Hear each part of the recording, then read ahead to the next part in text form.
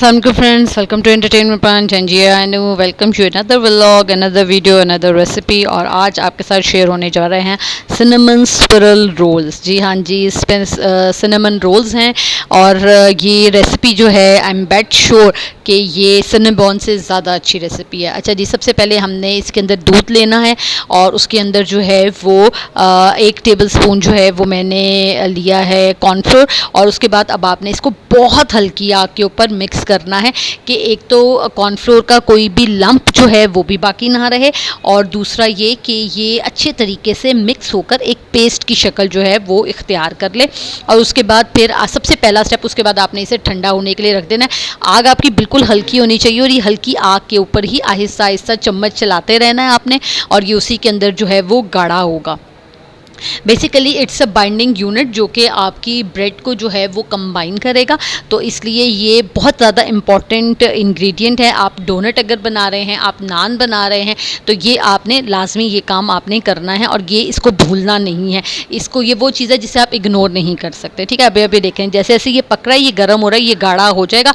जैसे ये एक कहना चाहिए कि कंबाइन हो जाए, तो फिर उसके बाद आप इसकी आग जो है वो बंद कर दें, तो उससे होगा ये कि जब ये ठंडा होगा तो ये मज़ीद गाढ़ा खुद ब खुद हो जाएगा। उसके बाद आगे आ जाते हैं जी। सबसे पहले आपने सारे ड्राई इंग्रेडिएंट्स लेने हैं। इसके अंदर आपने लेना है जी कॉर्नफ्लोर लेना है। इसके अंदर मैं जो डिटेल इंग्रेडिएंट्स की डिटेल है वो मैं आप लोगों के साथ जो है वो शेयर कर दूंगी डिस्क्रिप्शन बॉक्स में, आप उसमें सारी डिटेल्स पढ़ सकते हैं।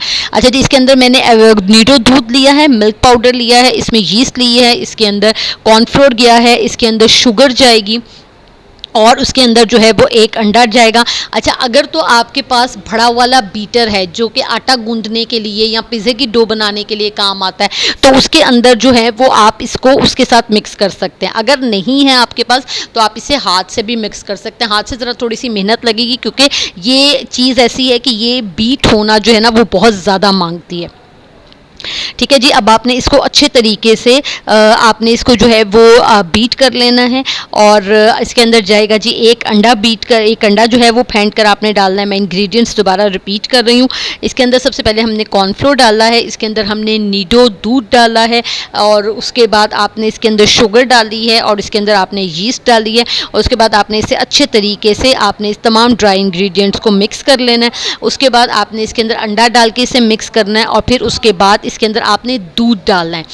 अच्छा, दूध हमने 2 दफ़ा लिया था। एक हमने वो जो लिया था ट्रैकोजन बनाया था वो, और उसके बाद हमने बाकी का दूध, इसको दूध से आपने गूंदना है, और ट्रैकोजन भी साथ ही आपने इसी सिचुएशन के अंदर डाल देना है।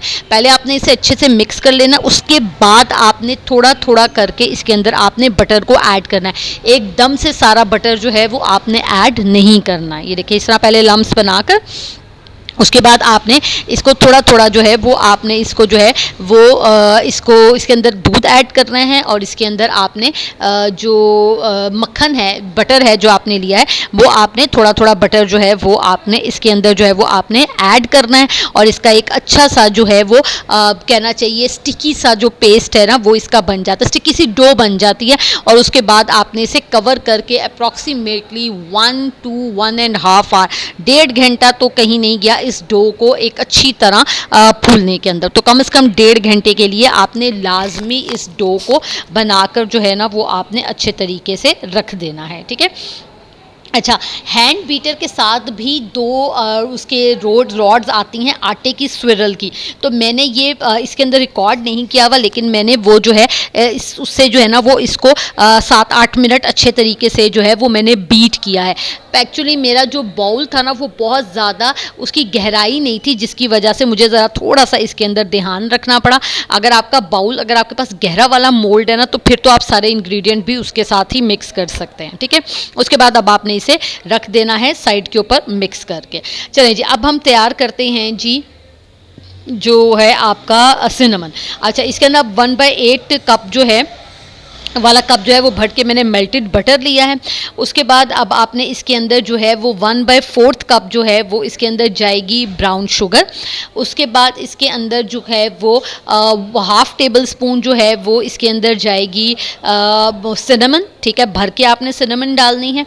उसके बाद जो है वो इसके अंदर चुटकी भर, जस्ट अ पिंच ऑफ, आपने इसके अंदर जो है वो सॉल्ट ऐड करना है और उसके बाद आपने इसे मिक्स कर कर साइड के ऊपर जो है वो आपने रख लेना है। तो ये आपका सिनेमन जो है वो तैयार हो जाएगा और उसके बाद उतनी ही देर में जितनी देर में आपका ये सिनेमन तैयार होता है, आपने उतनी ही देर के अंदर, ये जिसके अंदर सिनेमन गया, जितनी देर में ये आपका पेस्ट तैयार होगा और ये आपकी डो प्रिपेयर होगी, तो उतनी देर में आपने ये तमाम चीज़ें भी तैयार कर लेनी। अच्छा, इसके अंदर एक बात का ध्यान रखना है, आपने बटर जो है ना वो मेल्टेड बटर लेना है।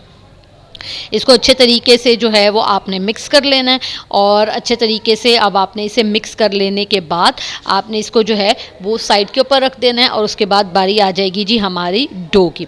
अच्छा, इसकी जो डो होगी ना वो थोड़ी सी एक्स्ट्रा सॉफ्ट होगी, तो उस पर आपने परेशानी, और अभी मैं आपको फिंगर रख के दिखाती हूँ, ये देखें, ठीक है, इसकी डो ना एक्स्ट्रा सॉफ्ट है, तो आपने इसको कॉर्नफ्लोर मज़ीद थोड़ा सा ड्राई वाला लगा करना, तो इसके टेक्सचर को ठीक करना है। इसको एक तो हाँ इस तरह हल्के हाथों से आप आहिस्ता आहिस्ता कॉर्नफ्लोर इसके ऊपर लगाते जाइए और ये जो है ना वो फिर इजीली जो है वो आपके लिए इसको बेलना, उसके बाद इसको रोल करना और फिर इसकी कटिंग करना जो है वो आपके लिए इसको आसान हो जाएगा।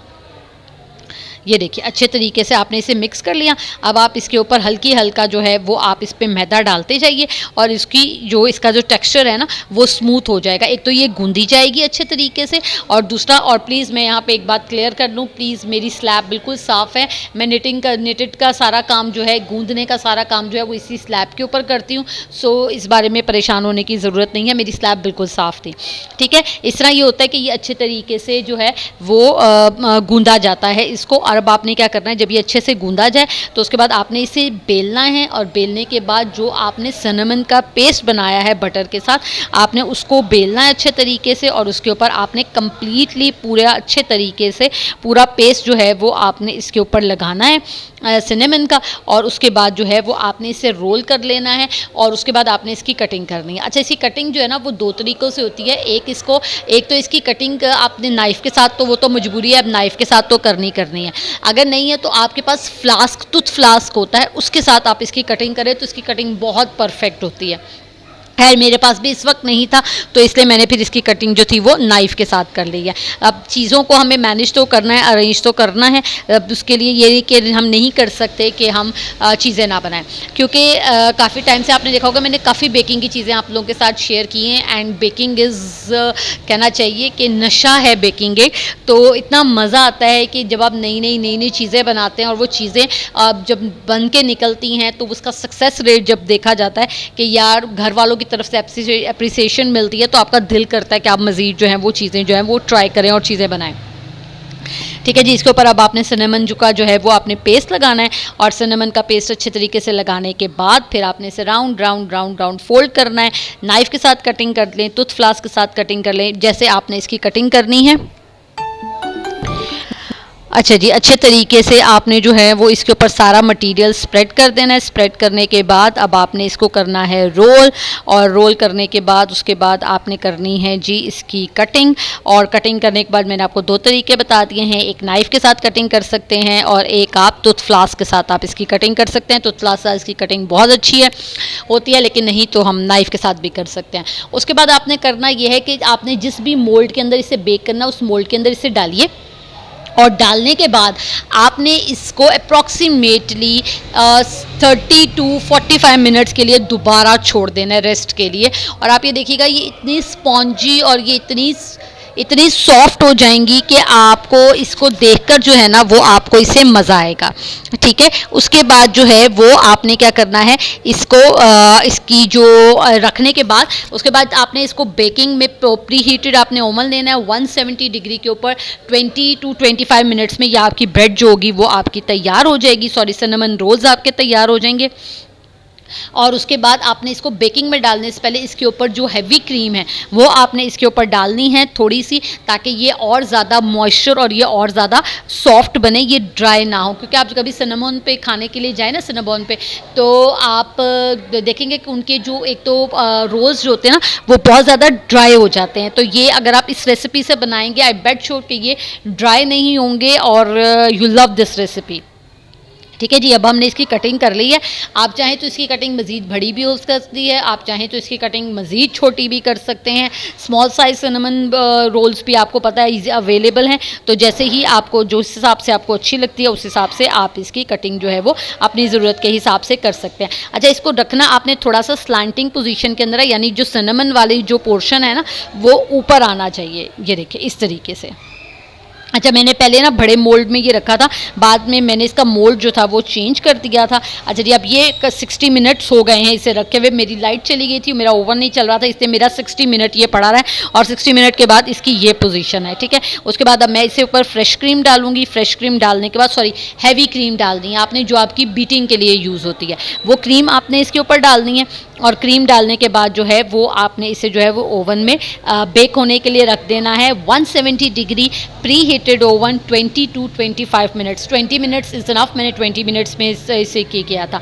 अच्छा जी, जितनी देर के अंदर ये बेक हो रहा है उतनी देर में हम लोग जो है वो शुगर ग्लेज तैयार कर लेते हैं। वेरी सिंपल, 2 टेबलस्पून आपने आइसिंग शुगर लेनी है। आइसिंग शुगर लेनी है, घर की पिसी हुई चीनी नहीं लेनी है, आइसिंग शुगर लेनी है। उसके बाद इसके अंदर जो है वो ½ टीस्पून इसके अंदर वनीला एसेंस डालना है। उसके बाद आप दूध ले लें, पानी ले लें, जो भी हनी ले लें, जो भी चीज़ आपने लेनी है थोड़ा थोड़ा डालते जाएं और इसको चम्मच चलाते जाएं, थोड़ा थोड़ा डालते जाएं और चम्मच चलाते जाएं। और जैसे ही आपकी रिक्वायरमेंट पूरी हो तो आप इसे छोड़ दें, तो आपका जो शुगर ग्लेज्ड है वो आपका तैयार हो जाएगा। जैसे ही गरम गरम सिनेमन निकलें उसके बाद जो है वो आप इसके ऊपर डालें और इसको मज़े से एंजॉय करें। सुबह के टाइम की और रात के टाइम के ऊपर बनाएं और सुबह ब्रेकफास्ट में जो है वो इसे अपने फ्रेंड्स और फैमिली के साथ एंजॉय करें। आई होप आपको ये रेसिपी अच्छी लगी होगी।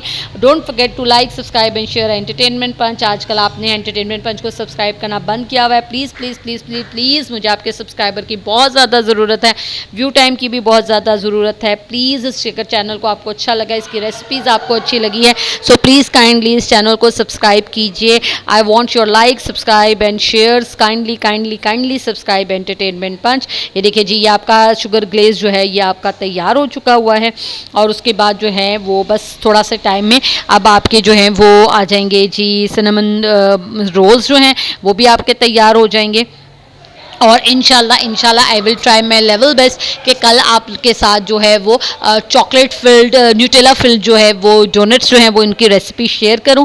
और रेसिपी तैयार है उसकी, लेकिन वो सिर्फ एडिट होने वाली है, तो इंशाल्लाह ताला आपके साथ जो है वो रेसिपी शेयर करते हैं। और ये लीजिए जी, ज़बरदस्त किस्म के सिनेमन रोल्स जो हैं वो हमारे तैयार हैं, आ गए हैं। ये देखिए जी, व्हाट अ कलर और व्हाट अ टेस्ट, और क्रीम की वजह से उसका टेक्सचर चेक करिए कितना ज़बरदस्त है।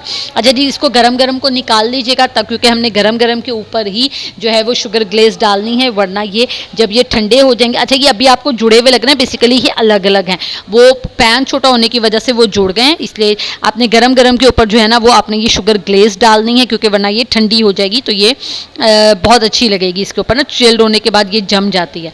ठीक है जी, उसके बाद आपने इसके ऊपर शुगर ग्लेज डालनी है और आपके परफेक्ट किस्म के सिनेमन रोल्स जो हैं वो आपके तैयार हैं। ये देखिए जी, अभी आपके सामने तोड़ते हैं इसको। ये just look at the bread, इतनी सॉफ्ट और इतनी मज़े की यमी ब्रेड थी कि अभी भी मेरे मुंह में वॉइस ओवर करते हुए पानी आ रहा है। सो आई होप आपको ये रेसिपी अच्छी लगी होगी। Don't forget to like, subscribe and share entertainment Punch. Next video तक के लिए मुझे दीजिए इजाज़त।